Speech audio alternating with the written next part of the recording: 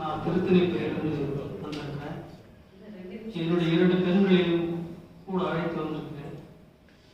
ஐயாவிடம் சில புத்துணர்ச்சி, அவருடைய சொற்பொழிவு புத்துணர்ச்சி தர வேண்டும் நான் சொல்றேன். நாங்கள் 3 பேர் வந்தோம். அகம் புறம் பற்றி அவர் வந்து ரொம்ப எளிமையாக சொன்னாங்க. ஆச்சரியமாக தான் இருக்கு. அகமம் என்பது 1000 வரும் 1000 போகும். அதில் தடுத்து நிறுத்தவும் அதை வந்து மடைக்கு போடவும் நம்மளுக்கு தகுதி இல்லை. அப்படி நிறுத்தினா நம்ம சில பிரச்சனைகள் வரும்னு சொன்னாங்க.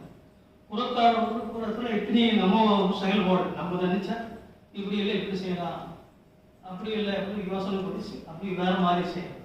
இதை பற்றி நல்லா விளக்கம் கொடுத்தாரு. நல்லா தெளிவாச்சு. நன்றி, வணக்கம்.